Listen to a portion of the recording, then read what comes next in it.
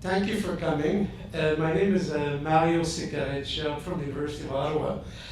I was asked to chair and to moderate this session here, which is on the problem of the predator state, fostering innovation while facilitating, says here, corporate predation. And what I think the main focuses we're going to see of this session will be around the idea of the predator state versus, in fact, was it on Thursday, we had the entrepreneurial state here, which is also part and parcel of that. But I do know that we do have different aspects that we wish to analyze, and this is a critical one that one of our, one of the speakers here, Jamie Galbraith, has written a lot and has really made some very important contributions in analyzing the nature of the state and how it works. And I want to perhaps try to frame this a little bit here because, in fact, even tonight, I think Larry Summers is supposed to talk about the whole problem of secular stagnation. And he's been pushing for the idea that if we want growth in the system, it ought to be primarily through simulating bubbles, to have more bubbles, basically. Okay? And bubbles, obviously, that will be of a kind of productivity-enhancing nature in the economy, rather than the devastating ones that we've seen, with the financial crisis. But this is one view about things, and indeed there are others. There's also the possibility that the state itself plays an entrepreneurial role, which is in fact what we've seen, for instance, Mariana Mazzucato, talked about on Thursday. And the idea that we have an entrepreneurial state that is engaged primarily in public investment that does have also productivity-enhancing activities and also generates growth in the system. Now, clearly, the political will to engage in more public spending is a big problem. And in fact, a lot of that really has resulted from what happened during the financial crisis. And what I think Jamie, who actually wrote that book, it was published in 2008, just before the financial crisis, okay?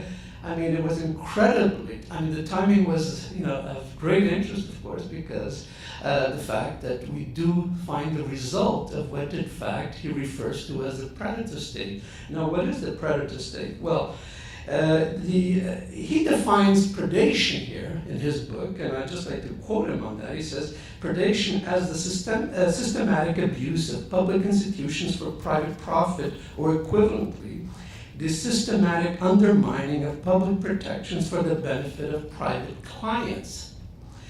Now, in his chapter 10 on the rise of the predator state, he describes how, in fact, he derived this from Thorstein Veblen, going back to the late 19th century, who, in fact, shows how the corporate world, dominated really by large interlocking corporations, in fact, were critically important in the way in which they redefine, in some regards, the way the role the state played in the economy. And hence this perennial debate going on between the market versus the state that we find in traditional economics, that kind of line of demarcation here is highly blurred, and I'm sure you will say something about that. And now the state is, of course, not only a source of revenue here for corporate scavengers, as we're going to see some of the other participants who have a legal background, in fact, as we're going to discover, are engage in circumventing innovations that to avoid regulatory structures and so on in the economy, as we'll see. But we also have another side that is important and that Jamie also emphasizes, which is, again, the kind of, you could call it what Mariana calls the entrepreneurial state here. And this kind of trade-off is important to understand because, indeed, both aspects of the state are part and parcel of the reality of the economy, of what we have seen over the last century, as he himself emphasizes now. What I would like to do is to just say a couple of words about each of the speakers here. We're going to start off here with Jamie Galbraith. who holds the Lloyd Benson Chair of Government and Business Relations at the Lyndon B. Johnson School of Public Affairs at the University of Texas in Austin. And he has written widely, and really, I won't say much more here, but for sure, he has published a number of important books that have been widely read. Not only The Predator State, of course. Right now he's coming out with it's supposed to be coming out, I don't know if it is out yet, it said 2014, The End of the Normal. That is another book that he has been churning out here. Then we'll follow in not exactly alphabetical order here, but I will start with William Black.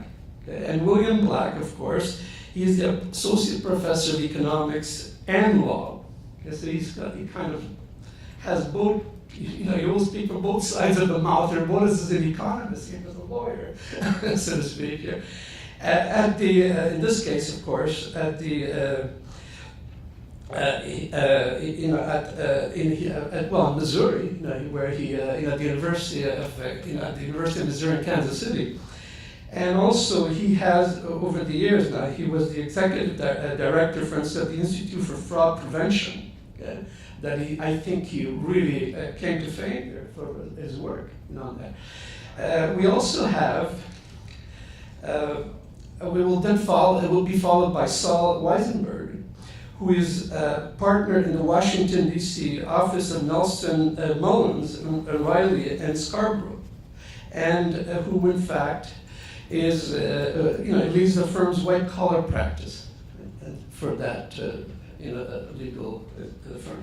And finally, we're going to have Michael Greenberger, who is a professor at the University of Maryland, but again has has a background in the legal profession here, and also he, of course, he became the director of the Division of Trading and Markets at the Commodity Futures Trading Commission.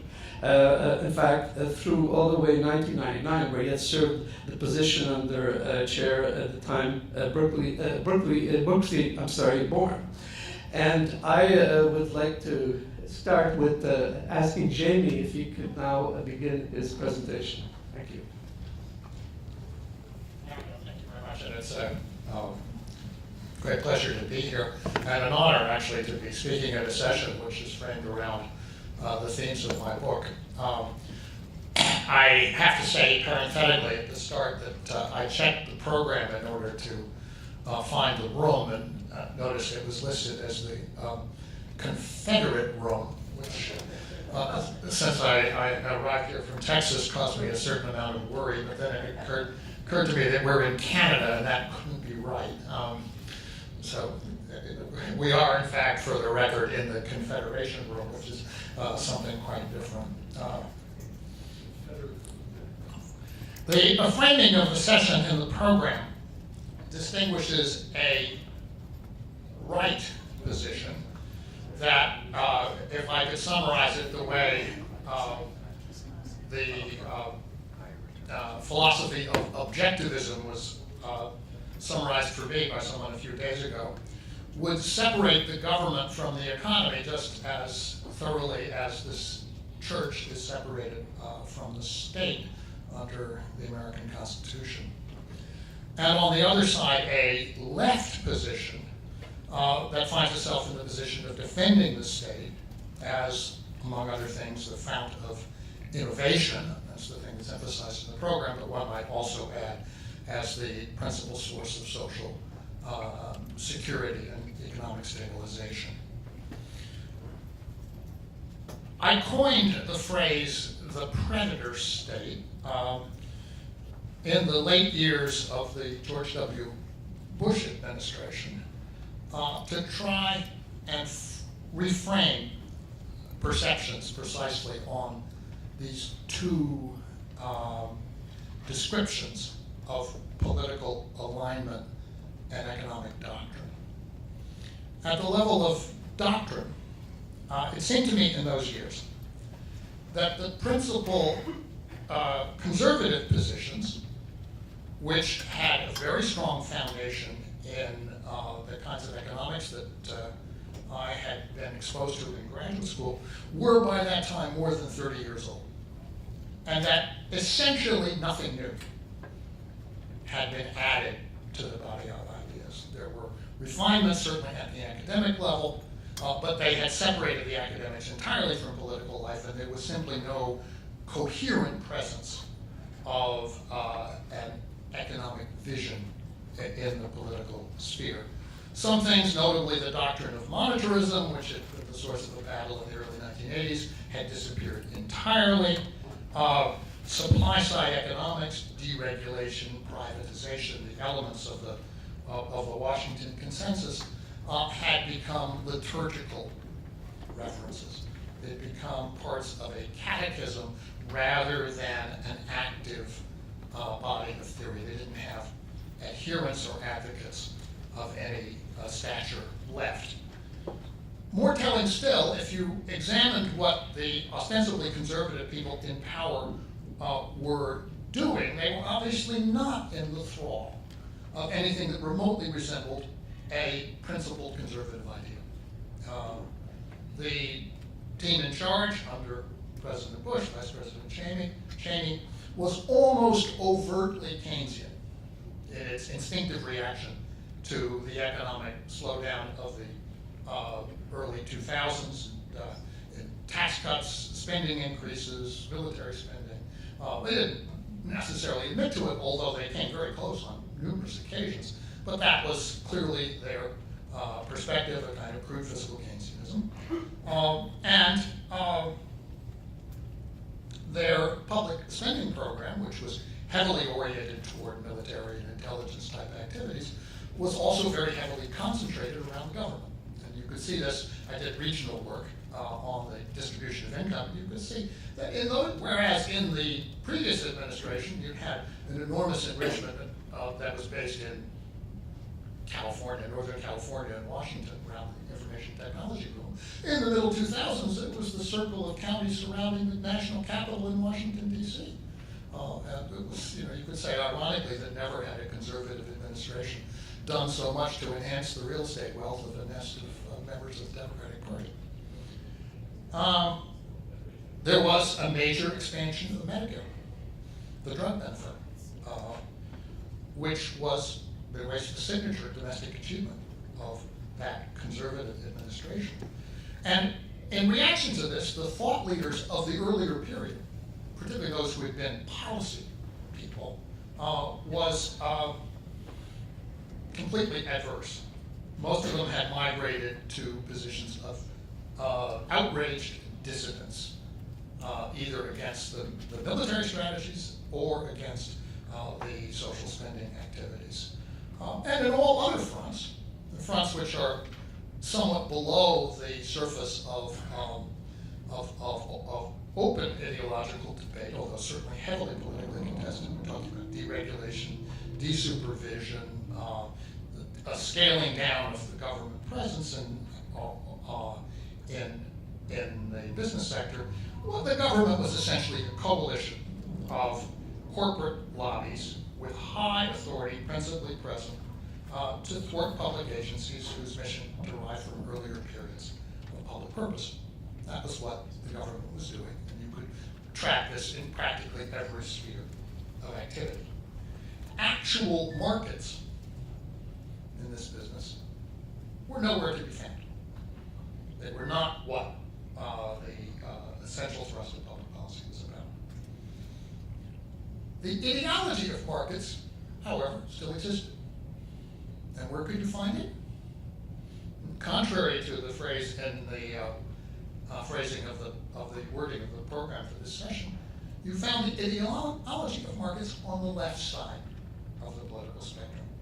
It had become obligatory at that point for anybody who might be remotely seen as left-leaning, particularly in the political class, to declare their true faith and allegiance to the concept of free markets. And this was true whether you were talking about the presidential candidates in 2008, Senator Clinton and Senator Obama, as he then was. But more important than that, the market speak had framed the economics associated with people who were perceived to be on the left, the center left of the spectrum.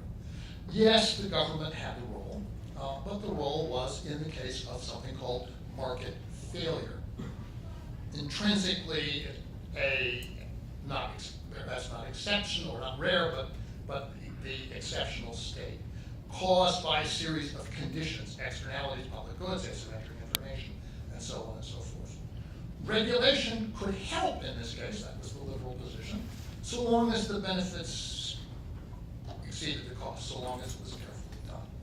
And at the macro level, people on the liberal side were very worried about balance, about fiscal sustainability, and such concepts which indicate that they accepted the view that markets effectively constrain the state. But mostly the market talk served to constrain the left. That was its function and its effect. It was to permit ostensibly left-leaning office holders to say STFU to their constituents and to dismiss anything that might be considered as a bit bold with phrases like, or words like, extra-planetary. And there was one more perception that animated the book, which was that this kind of thinking, which organized the world around markets with the state acting as an intervener in the markets, had deeply obscured the reality of modern life, which is that the complex economy under which we live, the state doesn't regulate pre-existing markets. It is state regulation that created what we call markets in the first place. And once you see this, it's obvious in practically every sphere of economic activity. You buy lettuce and eat salad only because you trust that a chain of distribution has been regulated effectively so that it does not contain so much E. coli as it's going to make you sick. You rely on the state to do that. If it didn't do that, and in countries where that regulation doesn't exist, nobody eats raw produce. It's very simple and very straightforward.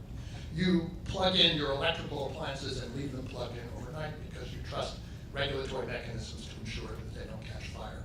And if you don't live in a place where you can trust that, you unplug your appliances. This is true of air travel. You get on airplanes because you're quite certain that there is an effective air traffic control. And even though you might believe that the aircraft are absolutely wonderful, which in fact they are, they're quite remarkable devices, you would not fly in them if you thought there was a significant risk that they were going to run into each other in midair. That's what the state does. Without that protection, the air travel industry wouldn't exist. And it's true in banking, and I'll come back to that momentarily. And it's clear, I think, to anybody who has lived or lives outside certain parts of the world, the US, Canada, Europe, Japan, development itself is not a matter of education or technology. It's a matter, essentially, of effective regulation. That's the thing that distinguishes the wealthier from the less wealthy parts of the world. Education and technology, you can get them anywhere. You can move them anywhere. But it's the ability to set and enforce standards that distinguishes a developed country. And the world is organized around this principle, so that you have countries such as China who have figured out that they could poach on the regulatory standards set elsewhere. That is how Chinese consumer goods are geared toward export markets, but largely produced and sold in the internal market to the standards, or increasingly the standards set outside. That's how China broke out of what was the traditionally socialist problem of not being able to produce adequate consumer goods of adequate quality, right? The problem that afflicted the late and unlamented Soviet Union. There's also true, if you look at the nature of the economic activities which tend to take up a very large part of our lives, like healthcare and education, you find that we tend to treat them conceptually as adjuncts to the business of production and consumption, production, distribution, and consumption. But in fact, they are central features of our lives. And these are features which, of course, are created and mediated by state institutions and would not exist without them. So if you accept that, it followed that the threat posed by the new conservatism to the actually existing mixed economy was not so much that it was going to return things to some state of purely functioning markets, whether you thought that was a good or a bad thing. It was the threat to the very existence, the foundation of advanced economic organization. For if regulation was withdrawn, then trust eventually collapses, and people are forced to protect themselves however they can, something which requires an enormous amount of effort and expense, which becomes basically internalized and stands in the way of having the kind of living standards that you can otherwise enjoy. So they retreat from the air to the ground, they refrain from they refuse fresh produce, they unplug their appliances, and in finance, they make a beeline for cash. Right? They reduce their willingness to let their financial wealth lie in the hands of organizations that they believe are untrustworthy. And this is what we see in the financial crisis. And I think it's a point which the other members of the panel will emphasize with great clarity, but there's the triad of Blackian phenomena: deregulation, desupervision, and de facto decriminalization, right, which occurred in the financial sector. This was the most acute form, and this is what brought the system down. It brought the system to the point of complete destruction. That is to say, it was possible to save the institutions, to maintain them on life support, if you will, cash in at, where you can borrow at zero and lend back to the government with complete security at 3 or 4%. That's a good business if you have a charter for it. It doesn't require any thought. This is what is known as keeping the patient alive, even though brain activity has ceased. Right?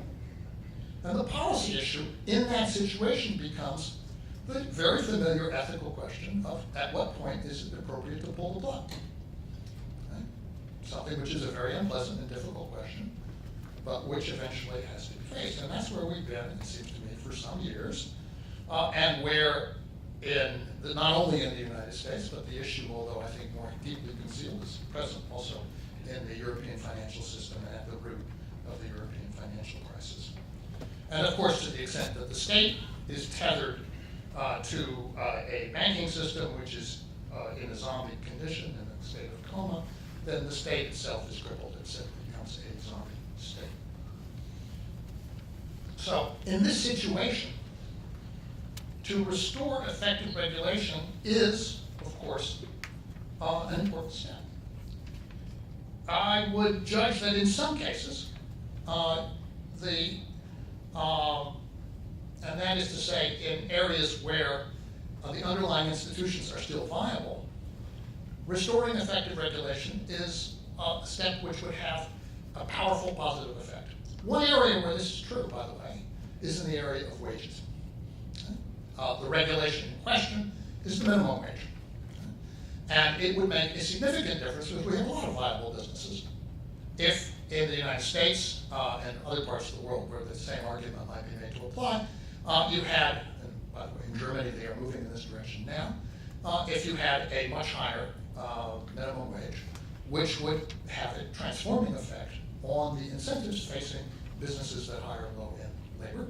It would raise the quality of their output and give their customers substantially higher purchasing power so as to make the system both more prosperous and more sustainable.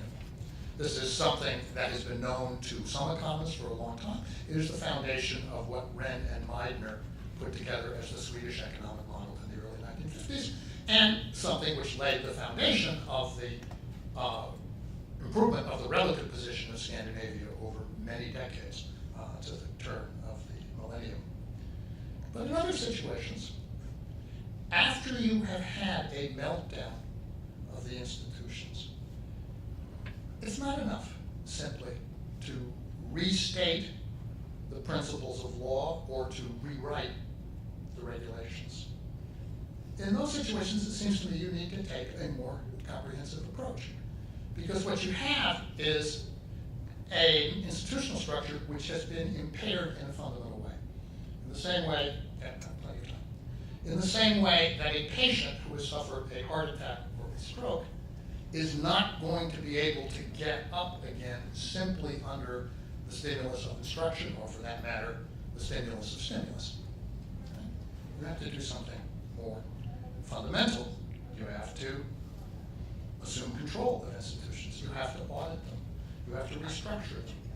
As appropriate, if it turns out that they are not doing things which serve public purpose, you downsize them. You have to create alternative institutions that can carry out the functions that need to be carried out. This was done in the United States in the New Deal, through the Reconstruction Finance Corporation, the Homeowners Loan Corporation, and many other institutions. In the 1930s, it was done in Europe in the post-war period. It was done in Japan in the post-war period. It's being done today in various places of the world, parts of the world, where you set out policy goals and you create the entities that can carry them out, and you do so at minimal overhead and cost, therefore avoiding the deadweight cost of these institutional structures.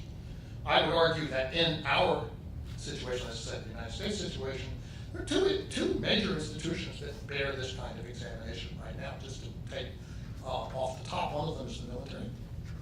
And military officers know this very well. As we come out of Afghanistan, we come out of Iraq, we're never going to use some of these institutions again. They have been shown not to be able to carry out the functions to which it was imagined that they would rise. And so something should be done, because otherwise it's simply a waste of resources.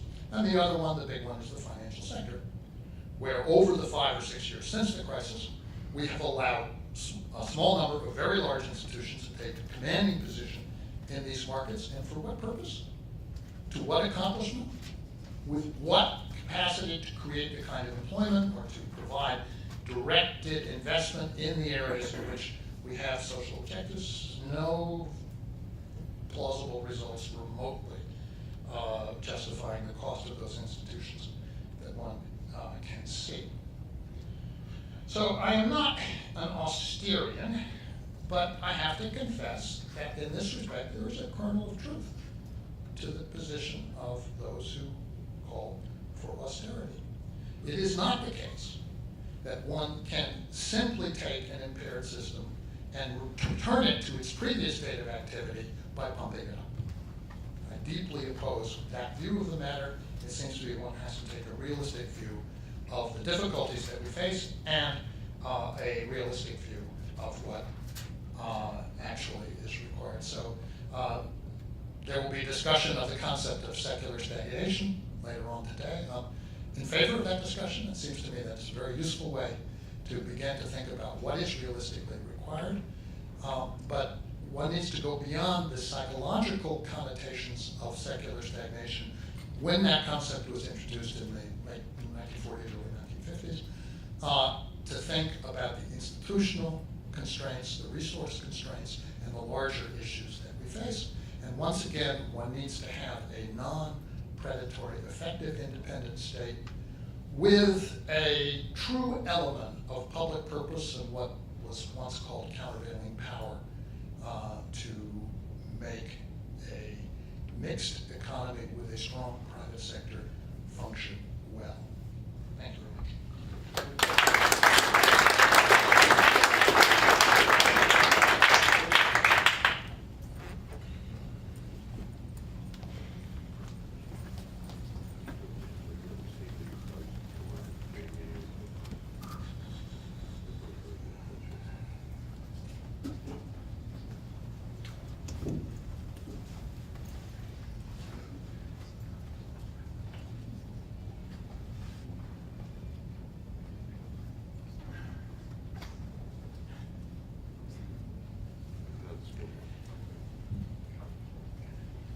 As you can see, I adjusted on the fly, having listened to Joe speak, because even among groups of folks who are willing to think in terms of new economic terms, it's almost impossible to get economists to use the F word. So if you would join me as a desensitizing exercise in saying the word fraud out loud. Fraud. Thank you. Fraud. Okay. I can't stop myself.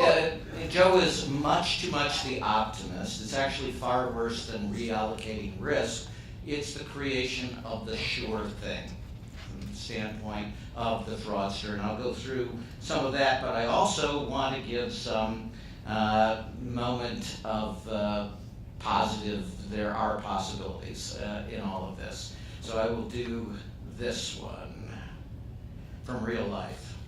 Okay, so this is 5 U.S. senators get together because they've all received political contributions from the most notorious fraud in the savings and loan crisis, Charles Keating of Lincoln Savings, except of course we now know from Justice Roberts, but they didn't really do this because it wasn't a quid pro quo. They never said, if you give us this money, we will do these things for you, all right? So this is all kosher. We're the regulators of savings and loans, and this is April 9th, 1987, so we're right near the anniversary.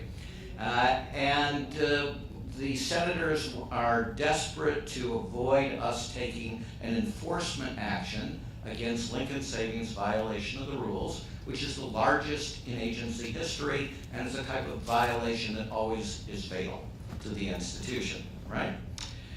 So this is Senator DeConcini, who is, meetings held in his office, and note the phraseology. He's referring to what was then one of the big 8 accounting firms, Arthur Young and Company. You believe they prostitute themselves for a client. Okay, can we all agree? Now, we had just lost in the House of Representatives on our key funding. Our only hope was the Senate. One of the 5 senators was Senator Regal, who was about to become chairman of Senate Banking. Alan Cranston was one of the 5 senators. He was ranking majority on Senate Banking. And we had 2 war heroes, John Glenn and John McCain. And then we had DeConcini. So if you phrase the question in this fashion, what has to be the answer if you're a bureaucrat? No, sir, I'm sorry. That was the actual answer. So, effective regulation is quite possible. It requires effective regulators. And there are a number in the room, not just sitting here, that have been effective regulators and therefore has scar tissue on the back to this day. Michael was part with Brooksley Born of the effort to regulate financial derivatives, which led to the Commodities Future Modernization Act and the squashing of Brooksley Born. Saul was one of the people actually prosecuting successfully over 1,000 felony convictions in the savings and loan debacle, just in cases designated as major by the Justice Department. And they were hyper-prioritized, and you got a Justice Department award for one of these top 100 cases of the worst fraud schemes. I didn't do all of that. And in all of this, virtually, this was 100 worst fraud schemes, 300 savings and loans, over 600 individuals. They were virtually all prosecuted with a 90% conviction rate against the best criminal defense lawyers in the world, and Saul knows about that because that's what he does now as well. So this is a difficult prospect. And of course we're building on Galbraithian, father and son, traditions in economics and Minskian stuff as well of the taking seriously the Ponzi scheme phase of all of this, but in particular George Akerlof and Paul Romer's piece back in 1993. So many of you had an opportunity to hear the Chilean official and talking about how we don't teach Stiglitz. Well, we don't teach Akerlof and Romer, and we don't teach it, I would guess, many people in this room. Even though I'm going to show you, it is uncanny how dead on a lot of that was. By the way, this is what regulation became. So this is chainsaw Guillory. instead of Mike Patriarca as regulators, this became the regulators of savings and loan. And of course, non-regulators would be a more apt phrase. He's standing with a chainsaw. Everybody else has huge pruning shears. They are poised and posed over a pile of federal regulation. If that's too subtle, they are tied up in red tape. And the three guys standing next to him are the three leading bank lobbyists in America. They are proud of this photo. They put it in the 2003 annual report of the FDIC. You can see it online, even today. They wanted the world to know that they were working directly with the industry to destroy regulation, and the chainsaw is designed as a symbolic statement because it's not exactly a precision instrument. What they want to go after. That's under the Bush 2, but this is not something that just comes from the Republican Party. As Jamie was emphasizing, the Democrats were actually more fervent in their celebration of this thing. So we actually have a book by the guy who was put in charge of reinventing government. His name is Bob Stone. And he had never met Al Gore, who was the titular head of reinventing government in the Clinton-Gore administration, before this meeting. And in this book, Stone says, I gave Gore one piece of substantive advice, and at the end of that meeting, he put me in charge. And that one piece of substantive advice was, don't waste 1 second going after fraud, which they didn't much. We were explicitly ordered to treat the bank as a customer. I don't mean that we can infer that that's what in substance. That was a direct order, and that was the word we were instructed to use, and we were instructed to think of them as our customer and to proceed in that fashion. We were instructed that we were to form partnerships with our customers. We were supposed to stop imposing, and that was the word they used, imposing rules on banks and savings and loans. Enforcement and criminal cases were a demonstration of regulatory failure. You had failed to work effectively with your customers in an appropriate partnership, and therefore they were, of course, to be avoided. And liar's loans, which had been driven out of the industry, all regulated industry in America in 1990, 1991, because like all good financial frauds in America, they began in Orange County, California, and we were the financial regulators for that jurisdiction. We listened to our examiners, the people closest to the facts, who said these are insane. It has to lead to massive fraud. It has to lead to large-scale losses. Only a fraudulent bank would make these kinds of loans. So we drove them out of the industry in 1990, 1991. Now, we didn't have jurisdiction, of course, again, once they left the industry and gave up federal deposit insurance. And so the worst of the worst was Long Beach Savings, which voluntarily gave up federal deposit insurance, gave up its charter as a savings and loan, converted and became a mortgage banker organized under the California state laws, and changed its name. Anybody know to what? AmeriQuest. So if you follow this as a real grunt, that will be familiar. So AmeriQuest is caught by us on the way out the door. We make referrals to the Justice Department because they're not only doing fraudulent lending, they are deliberately targeting blacks and Hispanics to do this. So Justice nails them a bit. That's the second. There's a third by the FTC, and then there's a fourth by 49 state AGs plus the AG of District of Columbia. And why not 50 AGs? That's actually interesting in terms of Jamie's point, because Virginia actually had some rules. So they refused to do business in Virginia. Okay, so they're a four-time loser. And at the end of this, Saul's successors as U.S. Attorney, A, indict the CEO, or B, we make him our ambassador to the Netherlands. Yeah, you got it. Because, of course, he was the leading political contributor in a particular year to the President of the United States, who at that point was Bush. Okay, that's politics. What comes next, you knew there was going to be a catastrophic disaster because two banks rushed to acquire the operations and all these personnel who on a daily basis forged documents.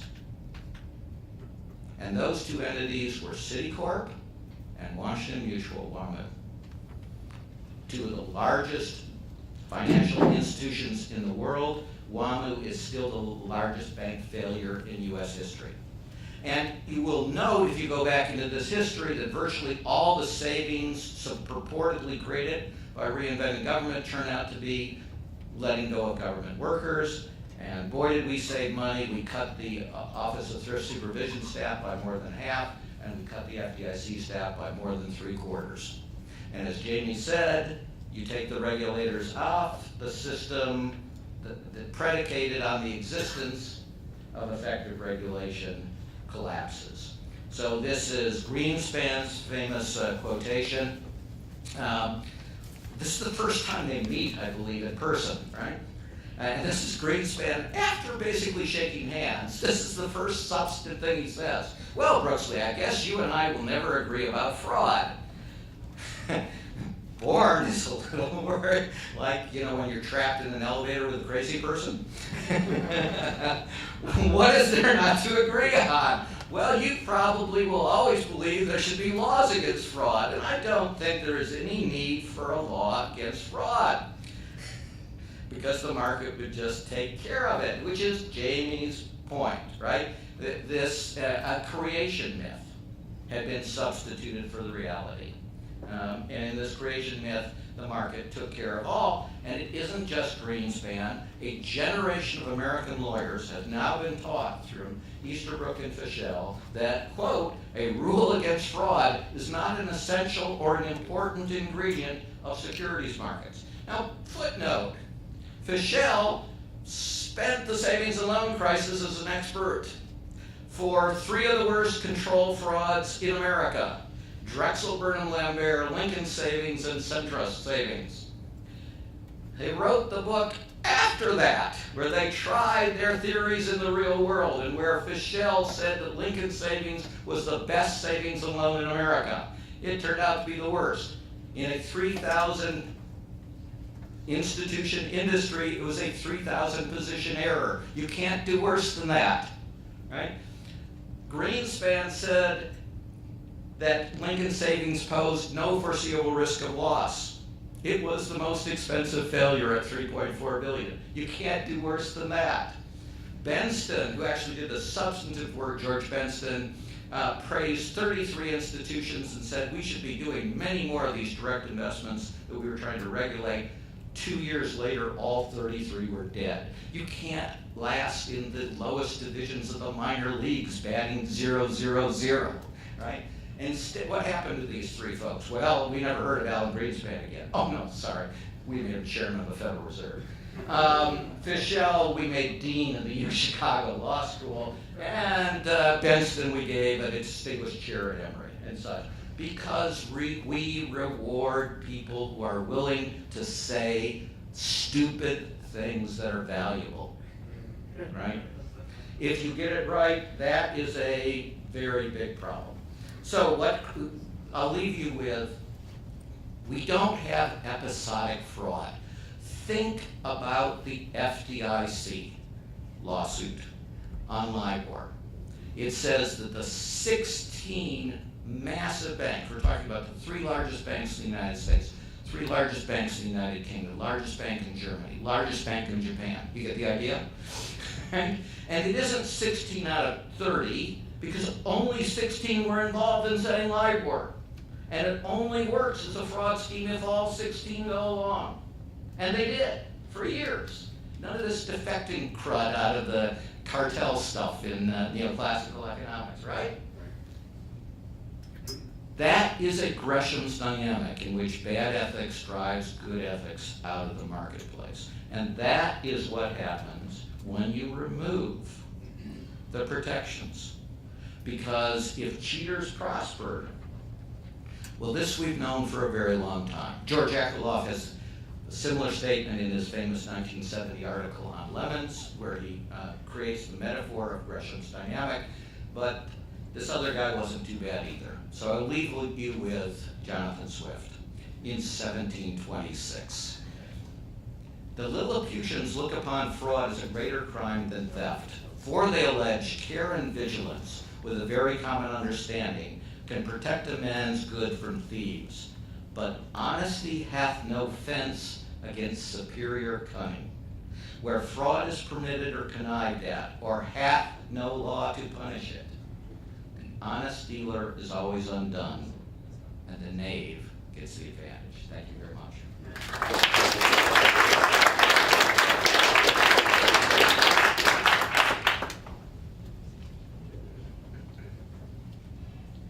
I'll just talk from here, if that's okay. Can I be heard? No. No? Oh, here we can. Okay, great. Jamie, do you mind repeating what's the second part of your definition of the predator state that was mentioned in the introduction? Am I putting you on the spot? Because it made me think of something. I'll go through it. Yeah. Yeah. That's right, I have the actual quote. The systematic abuse rather, of public institutions for private profit or equivalent in the systematic undermining of public protections for the benefit of private clients. Systematic undermining of public protections for the benefit of private clients. I was thinking about that definition as I was thinking about the response of our Department of Justice to the financial crisis, the mortgage meltdown of 2008. Anybody who knows anything about the U.S. Department of Justice and through history in dealing with financial crises knows that the reaction of the Department of Justice, the Eric Holder Department of Justice under this president, has just been a mind-blowing dereliction of duty. Absolutely unprecedented failure, not just to prosecute the people responsible for the crisis, for the fraud during the crisis, but not even for the most part to seriously investigate them. Because I'm a white-collar defense attorney, and I don't believe that you should indict people or institutions unless you have a good faith belief that a rational jury will convict them.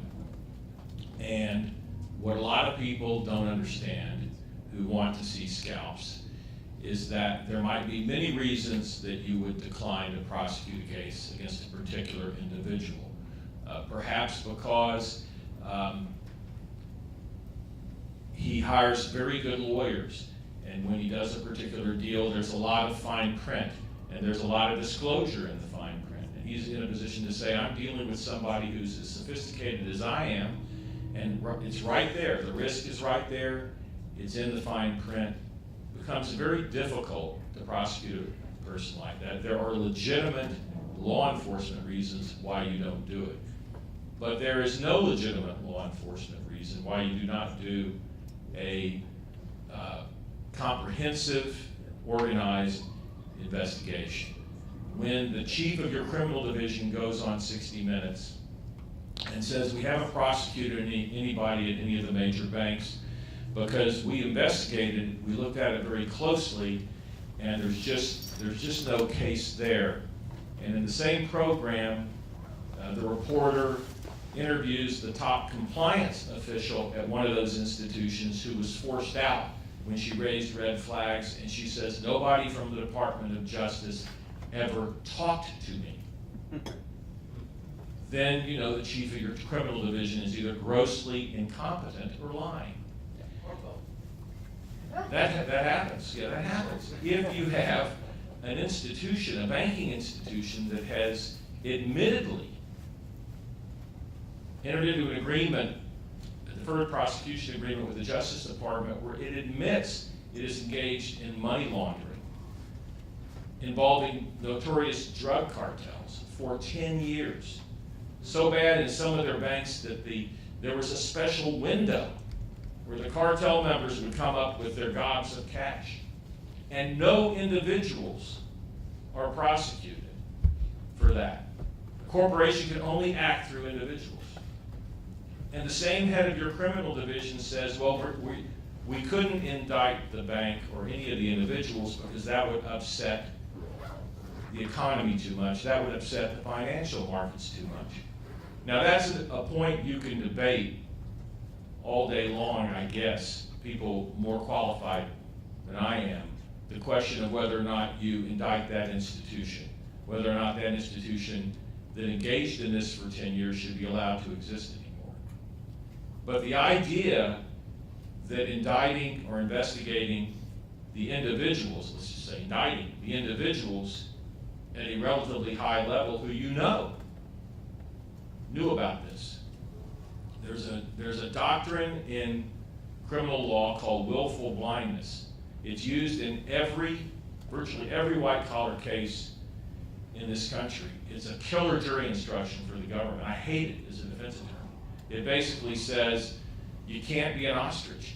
You can't see fraud going on all around you and become Sergeant Schultz for all of you Hogan's Heroes fans out there and say, I know nothing. You can't do that, okay?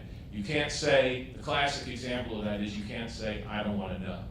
So the idea that you cannot investigate and prosecute people at an institution that engaged in that kind of notorious money laundering for 10 years, and the idea that that would upset the economy is ridiculous. It's an absolute lie. You can't be that stupid to make a statement like that. These corporate officials are entirely fungible. It matters not who the CEO is, who the CFO is. So that tells me when it happens once or twice that you just have incompetence. When it happens more than that, you have something else going on. When you have, you help me with the terminology here, Bill, but when you were selling pools of mortgage, CDOs, collateralized debt obligations, packages of residential mortgage-backed securities. Is that right? I said it right. Okay? And they have warranties in them. This is one of the myths that, early myths at least, of the current crisis, which Bill has done a good job of correcting the record on, is that when these pools were sold, correct me if I'm wrong, there are actually warranties that say these are valid mortgages that underlie them and that we have done testing. You know, they have been audited. And we are giving you good, high-quality mortgages at the bottom of all these pools. When that turns out to be a lie, we call that fraud. You're trying to get money from somebody, you're trying to sell them a product, and you're lying. Okay? Somebody's lying. Now the question, if you're a white-collar prosecutor, is you start an investigation and you start at the lowest possible level where you think the lie took place, and if you prosecute that individual and you flip that individual if you can, and you work your way up the chain. If there turns out to have been a meeting at, name me a company, WAMU, Lehman, whatever, where a fairly high-level meeting, where somebody says these mortgages are BS. That's the BS word, right? And that is said in front of high-ranking people at the company, and nothing happens. And that person who supervised 1,000 people a few days later supervises 2 people, right? That's something you can use if you're trying to build a case based on willful blindness. And there have been tons of lawsuits, civil lawsuits, not only by the SEC, but private lawsuits, class action lawsuits that are being settled for hundreds of millions of dollars by these institutions, and yet none of them apparently were seriously investigated until very, very recently by 1 or 2 U.S. attorneys' offices. So, as Lennon would say, I think he said this is no accident.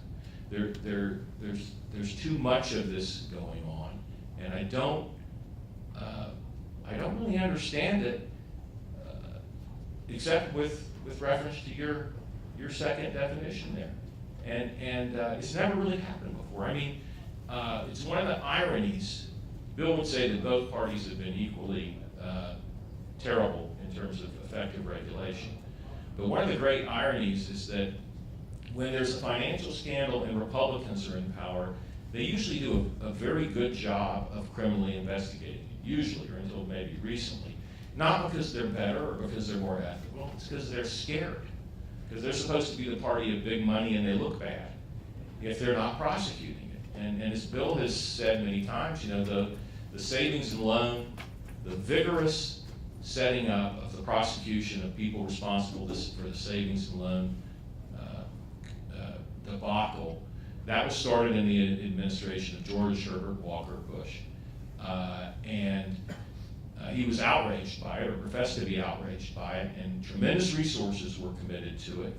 Of course, it was pre-9/11, and I don't know if there would have been a continuation of that if the original people slated to be Attorney General had become Attorney General in the Clinton administration. But because Janet Reno became Attorney General, that was continued, and that went on. And there's no rational reason for the complete abdication of responsibility. You can say we don't have the resources, so we don't do it quite as well, we don't do as much of it.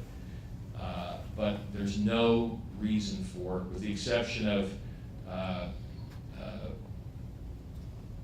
Preet Bharara, if I'm pronouncing it right, in the Southern Districts, who's done some insider trading, high-level insider trading prosecutions, which have been Nothing related to what caused the crisis. nothing related to what caused the crisis, and I think if he had tried to, he wouldn't have been allowed to do it. And you could go on. Just take a look at the robo-signing fraud. I take it everybody is familiar with that. Why wouldn't a Democratic administration? These are lay-down cases. These people have admitted in court that they lied about having examined and signed underlying documents, and they're trying to throw people out of their houses. Why wouldn't the Democratic administration indict these people in droves? This is an absolute laydown, and yet it's not happening. I could give you, as long as the time I have, I could give you examples of people who have not even been investigated, and that's all I have to say. It's stunning. There's no parallel in history in terms of the modern Department of Justice of such, lawlessness. It's lawlessness when you refuse to investigate and prosecute people who engage in such systemic fraud.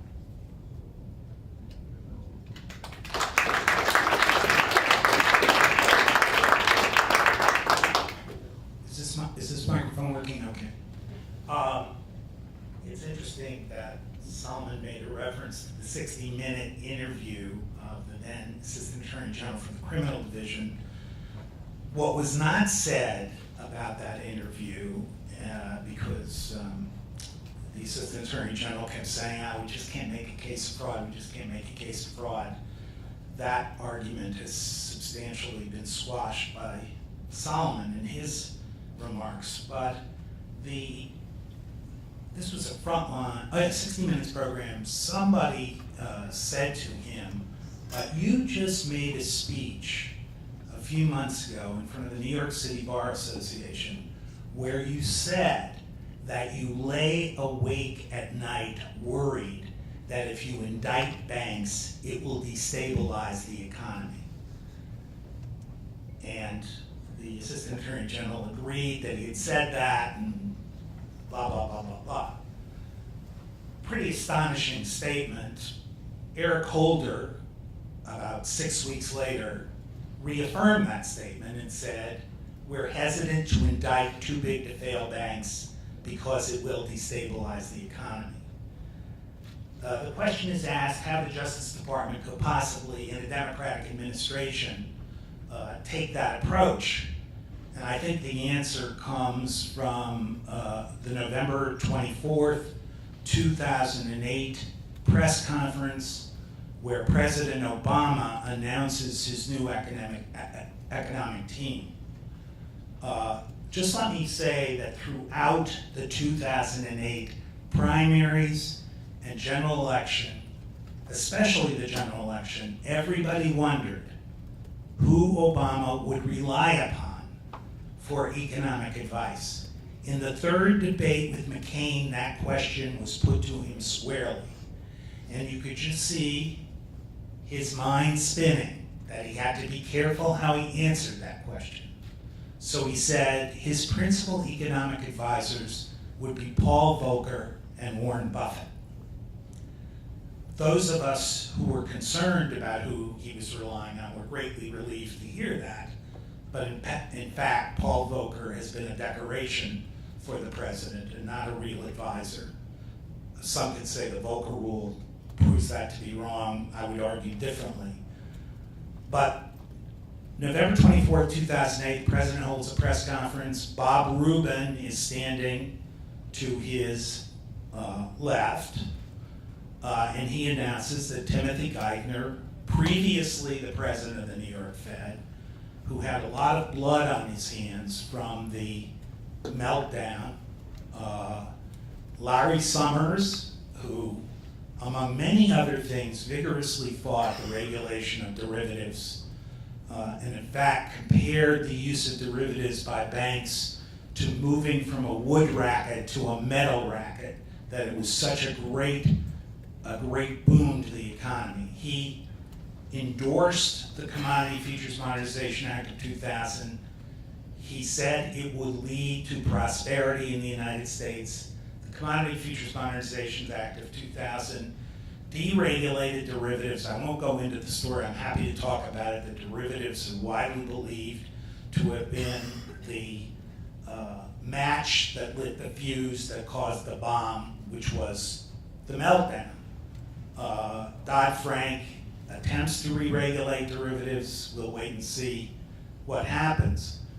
But when Timothy Geithner, Bob Rubin, who, by the way, never again appeared at the president's side for reasons, he's the third rail of not only Democratic politics, but a lot of politics, Mary Shapiro at the SEC, and I should say Gary Gensler at the CFTC.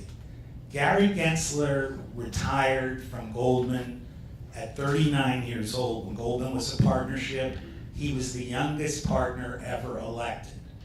He will never have to work another day in his life again, given the money he made at Goldman. Rubin brought him down to be an assistant secretary of Treasury. He was ultimately an undersecretary of the Treasury under Summers. He was the spear carrier that led to the deregulation of derivatives. And at this press conference, Gary Gensler is nominated to be head of the CFTC. If Gary Gensler's going forward track record was known, he would never have been nominated chairman of the CFTC. I won't go into details, but let me just say he was the most enlightened, aggressive, hardest working regulator. He fought hard to get a $300 trillion notional value derivatives market regulated, and served as a defensive wall against Wall Street's attack on Dodd-Frank and financial regulation. Where is Gary Gensler today? He did not get a second term. Now, there's a lot of thinking about why he did not get a second term. I don't know the answer, but I would bet anything that the bank said, not again. A second commissioner of the CFTC, who was a very pro-investor, pro-public interest commissioner, begged to be reappointed, and he was not reappointed. The new chair of the CFTC, who will probably soon be confirmed, is, if you could use an analogy, he is a clone of Geithner. He's assistant secretary under Geithner. He refuses to say publicly what his regulatory stance would be. He's hailed as the person who successfully wrapped up the TARP program. What is not mentioned is he was also in charge of the program where $50 billion had been set aside for mortgage relief for homeowners. $10 billion dollars of that 50 billion has been used to help homeowners. Can you imagine if that percentage of TARP had been used to help banks? That would have been considered an outrage. I have no doubt that he will be a friend of Wall Street. And when you look at the two other commissioners the president has nominated, one of whom is a Republican, there have to be two Republicans on an independent commission, he is on a weekly basis in open war with Dodd-Frank. And when he comes up for confirmation, that's barely mentioned. If and when, and I assume it's a matter of when, these 5 commissioners will be nominated, this will be the most Wall Street friendly CFTC in the history of the CFTC. Basically, because the president has to appoint people of the other party. The Republican president has appointed very aggressive commissioners. And the same, even when I was on the commission with Brooksley Bourne, the working majority of the commission was Brooksley and 2 Republicans who were aggressive regulators versus 2 other Democrats who wanted to give Wall Street whatever they wanted. Why are we in this situation? And we are in this situation, A, the Republican Party is instinctively going to take orders from Wall Street. B, the powers that be in the Democratic Party are going to take orders from Wall Street. Why is that?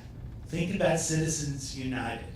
Think about the McCutcheon case that just came down that abolished limits on campaign contributions because corporations are persons. I look forward to the reinstitution of the draft when those persons are sent to the front. Now, why is this? Because there is an overriding conception in both parties that you must treat gently those who can make substantial campaign contributions. And I worked with Eric Holder for 2 years. I don't know what his thinking is now, but I'm cynical enough to believe that he and his Assistant Attorney General, about whom we've been talking, came from Covington and Burling, which represents a lot of banks, and they're going back to Covington. One already has. The Assistant Attorney General has gone back. He's opened up shop in the service of Wall Street banks, and I think Eric Holder will do the same.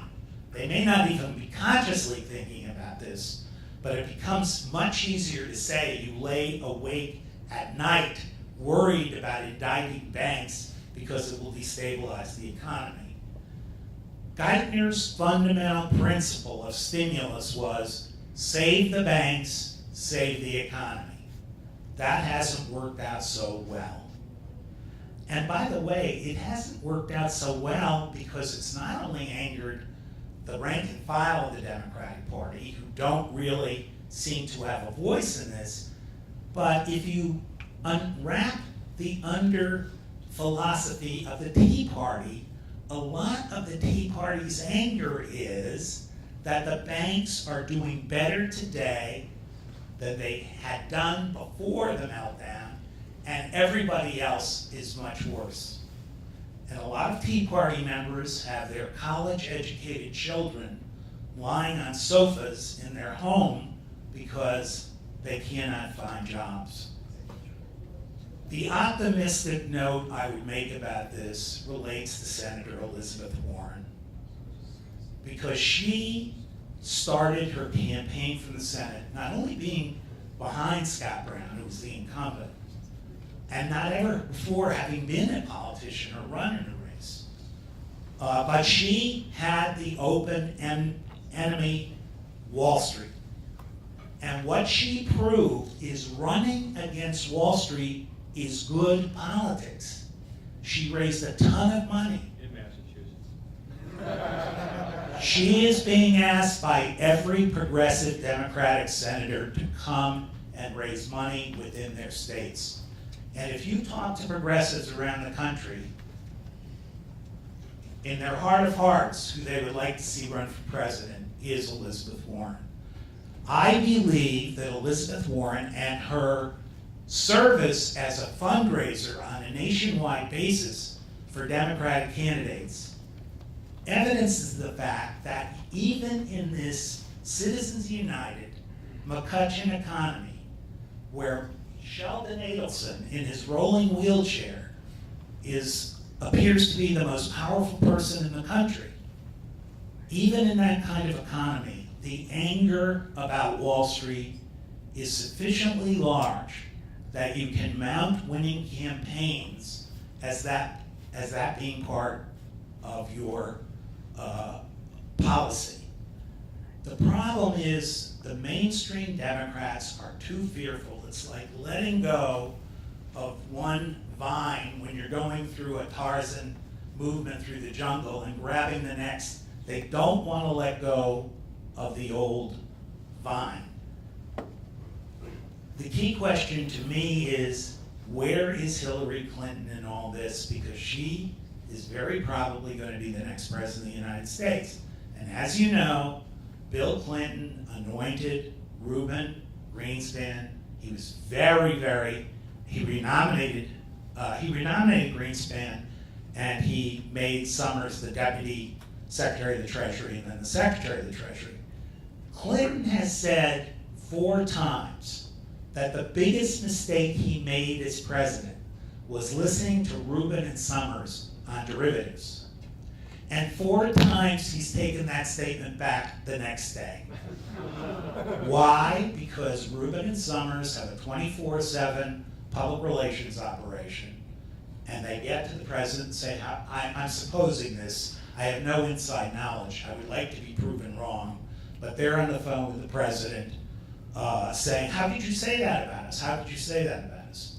The Democratic Party is torn between the Geithner, Rubin, Summers wing, and by the way, the clearest indication of where the president's head is that he wanted to nominate Larry Summers to be chairman of the Fed.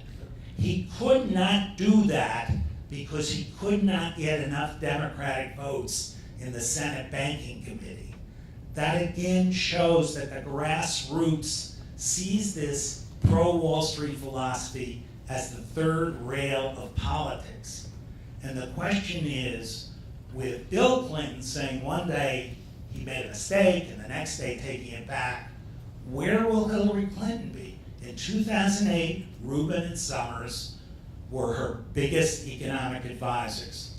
Has she learned from this? There's some hope. Gary Gensler was also one of her biggest economic advisors. He has now stepped down. Will she turn to Gensler?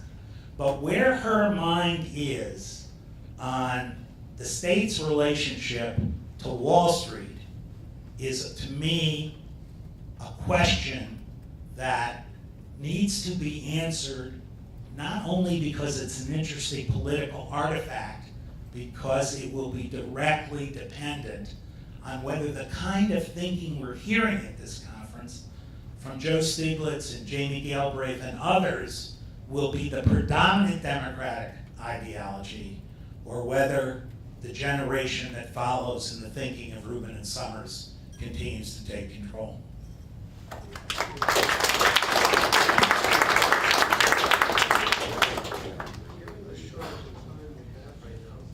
Is it okay? Okay. Given the shortage of time we have right now, I'm just going to ask one question to everybody, and then I'll take from the audience here questions.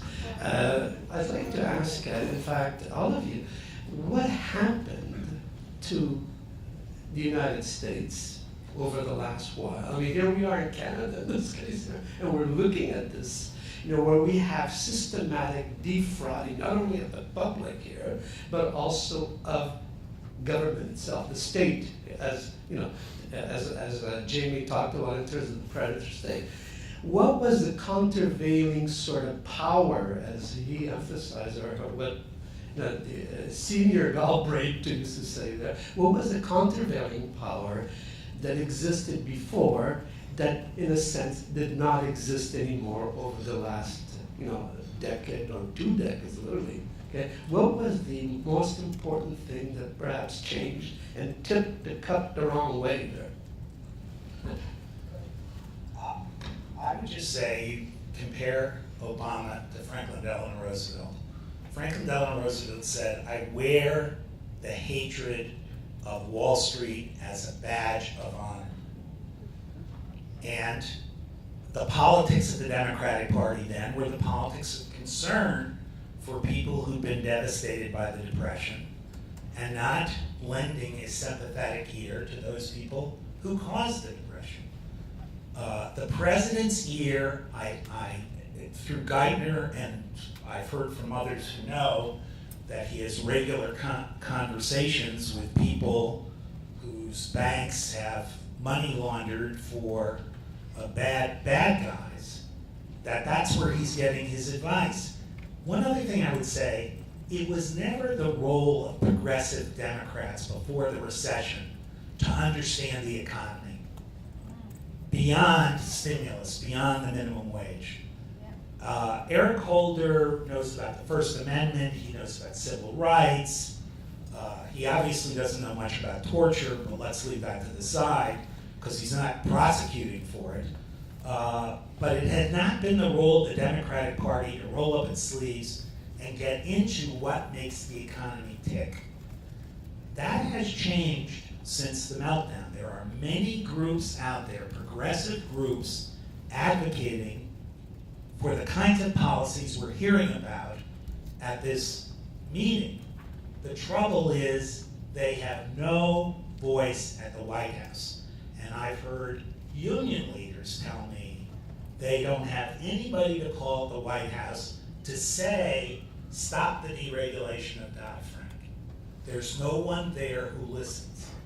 And I think you can see the difference between Franklin Delano Roosevelt and Obama, both who faced terrible economic crises. The reaction of Roosevelt was to help and ignore the powers that be. I'm fearful that Obama, either through his advisors or himself, are only listening to the powers that be. And the powers that be message is, help us, help everybody. That's just not right. When you talk about countervailing power, I'll just speak to the only thing I have any theories on that are based on my actual knowledge, and that's the Department of Justice. I do think it's important to know that Eric Holder doesn't come from a prosecutorial background of investigating financial fraud. He was the #2 person in the Justice Department under Janet Reno the last couple of years, but he cut his teeth in public integrity, which is political corruption cases which are not particularly sophisticated at all. But much more important than that, my prior comments might have left the impression that all this is coming down from Attorney General Holder. If you read between the lines carefully, it's clear that this is coming from a higher level than him, and it's also clear that within the cabinet he played second fiddle to Secretary Geithner. He is not calling the shots on this, and if you know anything about his, very nice guy, but if you know anything about his career, he is not known as somebody like your friend. What's your friend's name? Patriarcha? Yeah, that's not his makeup. He's a go along to get along kind of guy. So I agree with the big picture ones. The smaller picture and what Jamie was talking about is, again, even folks who are willing to think about economics in a newer way have enormous difficulty thinking of fraud as actually being serious. And the Gresham's dynamic is, I think, what they miss. And the FDIC civil fraud suit, right? They're alleging fraud. And by the way, the Federal Housing Finance Administration has against virtually every large bank in America as well, specifically alleged fraud on the basis of investigations. The way you get widespread fraud is because of Gresham's dynamic. And when you take the regulatory cops off the beat, you turn fraud into a sure thing, and you make it very difficult for honest business people to survive in marketplaces, and that's a travesty. Right? Just a couple of quick points. One of them is that the Democratic Party, and therefore American politics, lost its mass base a generation ago. It basically divorced itself from its mass base over the aftermath of the anti-war movement, which put the base of the Democratic Party in conflict with its leadership. And as a result of that, it went to a model of being reliant for funding on a very narrow group of constituencies, of which socially liberal Wall Street was a very major piece. That's a very big piece of this. The second point I'd make is that I'm completely in agreement with Bill and the others here on the role of fraud in precipitating the crisis. One also has to ask what precipitated the tolerance of fraud in the years before the crisis. And I think the answer to that is that it played an instrumental role in pumping up the economy. That is to say, cash flowed as a result of these fraudulent transactions. Real estate prices rose as a result of these fraudulent lending practices, and that prevented a realization early into the 2000s of the gravity of the consequences of the end of the information technology boom, which was the last great business-oriented investment boom. So there was, a series of coping strategies to deal with that, to put off the political consequences of a true change in economic conditions, and of which the mortgage debacle was simply the biggest and the one that collapsed most dramatically in the period right before the 2008 election. So I think there's a larger context in which these things occurred, things that would not have been tolerated in the 50s and 60s and were briefly tolerated and then repudiated in the late 80s and 90s, became the foundations of the federal approach to the credit system in the 2000s. That's the tale I will tell, but it's not in this book, it's in the book, the page proofs of which are in my bag at the moment. Thank you very much. I'm going to take only a few questions because I was told we have to vacate here by 12:45. But I'll start with, okay, down there, yes? There's a mic right at the center. Okay. Upstairs earlier, I think it was Mr. Martin, raised the point that Bill Dudley, the head of New York Fed, said there's a criminal culture at the core of some of the big banks. And Tom Baxter, the general counsel at the New York Fed, made a public statement recently that we need a better code of ethics, ethical behavior among banks and bank lawyers. Now, these were interesting remarks because remember that Dudley was appointed as a senior official and then a successor by Tim Geithner when Geithner left for the Treasury. And Baxter has been general counsel since about 1999 and therefore was in charge at the New York Fed, including of its enforcement division, throughout the run-up to the crisis. Start with Bill, but comments down the line. So there's a wonderful video of Geithner being asked about his experience as a regulator, and he tells the member of Congress inside a hearing, I have to stop you right there, I've never been a regulator, which is true, but you're not supposed to admit it. Right? So Geithner is pretty much, the only contest is between him and Greenspan in terms of worst financial regulator in U.S. history, and it says a great deal that as a result we promoted it. So yeah, there's a sick culture. Hi, good talk. I thought really one of the most important things to be, Hi. One of the most important things to be said was the beginning, which is the reluctance to use the F word. And so we have a robo-signing scandal, which is actually massive, pervasive perjury that everybody else in this country would go to jail for years. We call it robo-signing. And they do. And they do go to jail, right. And then we have this other problem where we breach reps and warranties, which is knowing fraud, right, in a massive scale done by banks. And part of the problem that we all confront is what I call created complexity by the industry and the Wall Street fog machine, which is why I think what you, and I'm not just saying this to compliment you, but one of the things that's so important about what at least three of you who I know very well, and I'm sure you do all the same, is to call fraud fraud, to speak in English, because it gets back to one of the reasons Elizabeth Warren is so popular. And Saul, you're wrong. When Michael made his comments about Elizabeth Warren, you said at least in Massachusetts. Well, all the polls show that the American people understand what Wall Street has done and is against Wall Street and understands it well. What they don't have is something to do about it in an understandable way, and that's because of the bipartisan created complexity of betting Wall Street. And so what I'd say is the most important thing that you do and that everybody has to do is use much more of the F word. I mean fraud. I just couldn't resist the Massachusetts joke, that's all. I don't disagree with you. Don't forget Massachusetts elected Scott Brown. Okay, so here's the good news. You're absolutely right. But when we brought all those cases in the savings and loan debacle, every time you brought the case, you would get 5 regional and national law stories. When you indict, when you arrest, when the trial begins, something juicy happens when they're convicted, when they're sentenced, sometimes when they're sent to prison. And we put facts in the record that reporters could use without fear of libel and slander.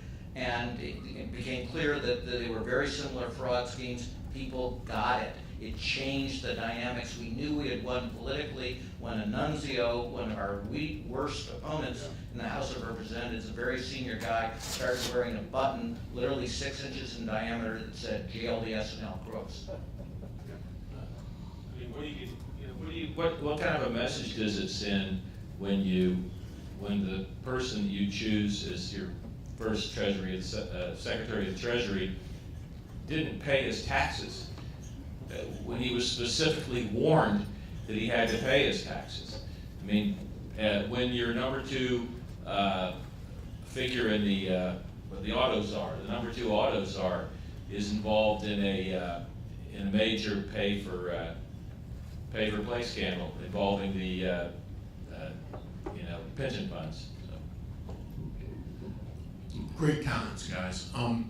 So the statute of frauds for fraud in connection with a financial institution, the statute of limitations is 10 years. And consequently, I think this next election is really important. Is there anything that can be done to get someone in there at DOJ who will actually do something to put these crooks in jail? Well, I would hope that, it was interesting when Hillary Clinton was running against Obama and she was failing, she turned to a very populist message. And she had more victories and got more votes because of that, but then ultimately lost out. Where is she going to be? Who's going to be her attorney general? She thought, by the way, Hillary Clinton wanted Bill Clinton to appoint Brooks Lee Warren to be his attorney general. And Bill Clinton met with her and said, Brooks Lee's too boring. Jamie Gorelick was the most effective deputy attorney general in the history of the department, was Clinton's deputy attorney general. Unfortunately for Jamie, she got a very lucrative job as vice chair of Fannie Mae. And for that reason, especially in these cycles, could not be named the attorney general. But Jamie Gorelick, whatever Geithner was thinking, whatever Summers was thinking, Jamie Gorelick would have indicted and would have followed the guidance that we're hearing today. So the question is, who's going to be the attorney general? It's too late anyway, though. It's too late. They're not going to take office until 2017. The latest of the activity was probably 2008. That's 9 years right there. Well, that assumes that everything is peachy keen in the financial markets today. And they're not. By the way, the exact same infrastructure that led to the collapse over the failure to pay subprime mortgages is in place for student loans. Yep. I don't know how many of you are in academia. I don't know how many of you have children. I just met a PhD who's 52 years old and still has $50,000 in student loans to pay off. I teach at a law school. There is an economic depression for recent law graduates. They graduate with $150,000 in student debt that cannot be shrugged off even by bankruptcy. There's $1 trillion in student debt out there. it's very possible if the economy doesn't start moving, that we're going to have the same kind of failures to pay that we had in the subprime crisis. There are all the makings, emerging markets, the same problem.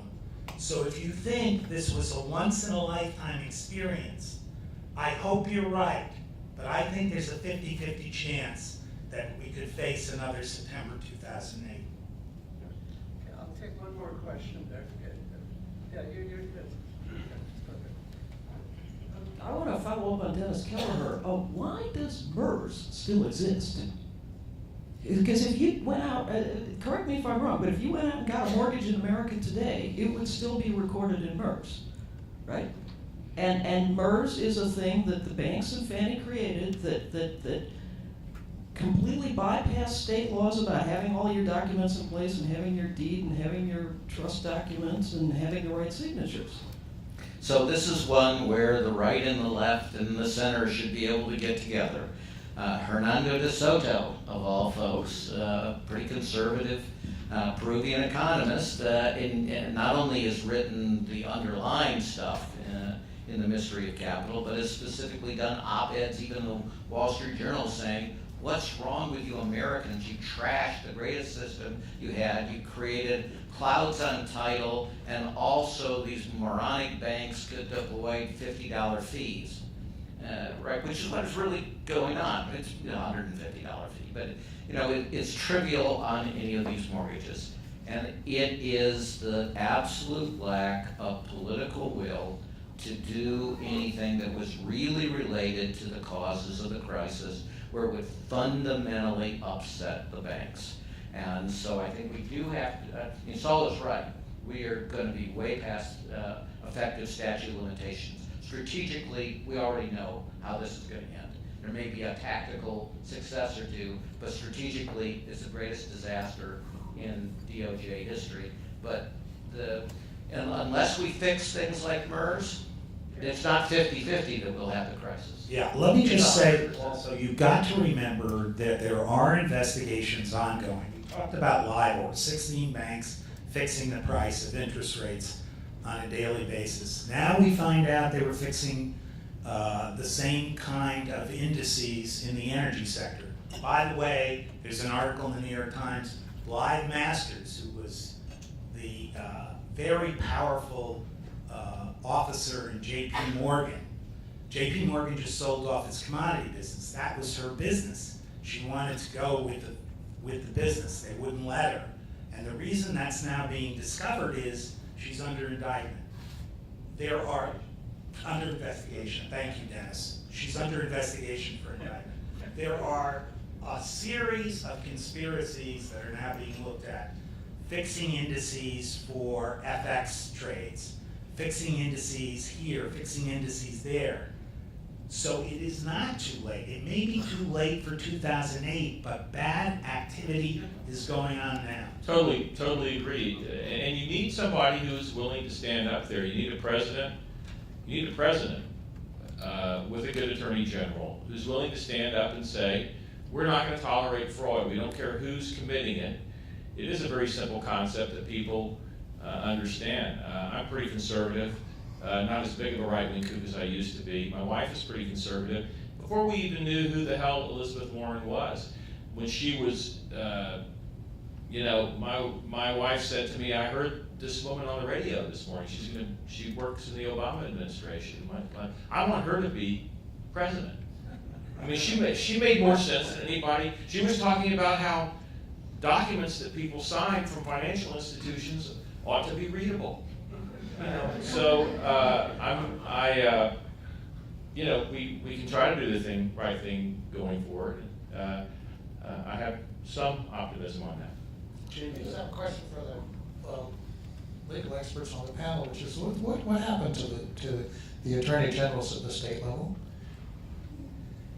The attorney generals at state level were deliberately preempted by the federal banking regulatory agencies.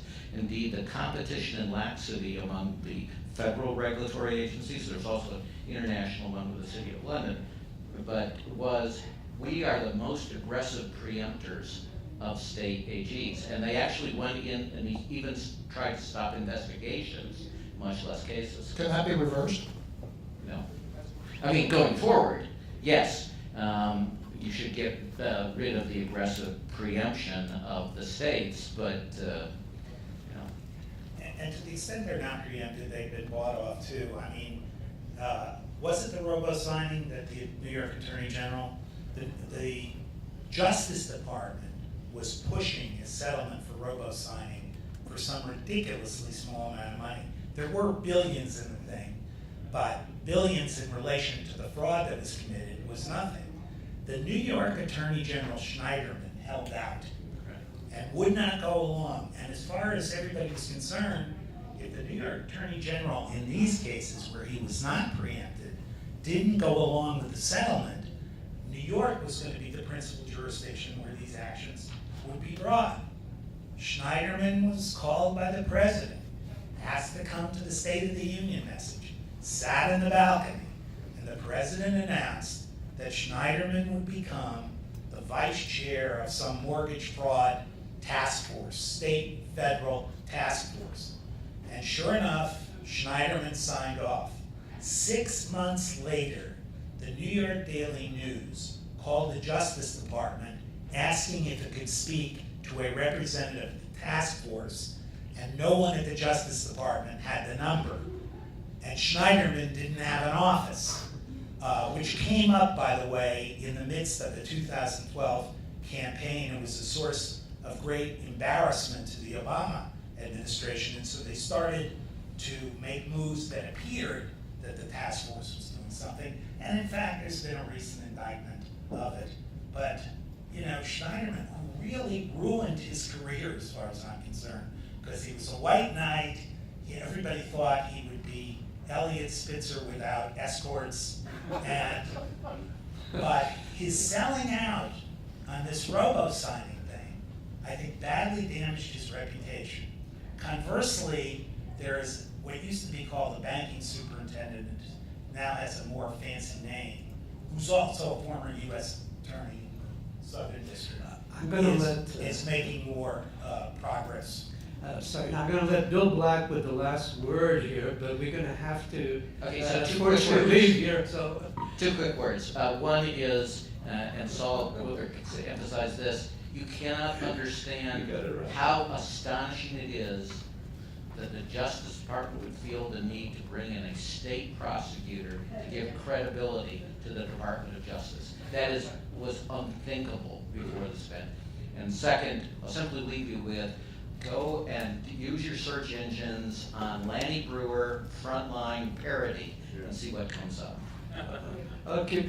Maybe one tweak on your end here. Right, an exceptional panel, and I just wanted to say on the question of student loans and the depression amongst law graduates that I'm in the very fortunate position of having a 17-year-old who's about to enter the Cleveland Institute of Music to do cello performance, and there at least is a field where high-valued employment is absolutely guaranteed.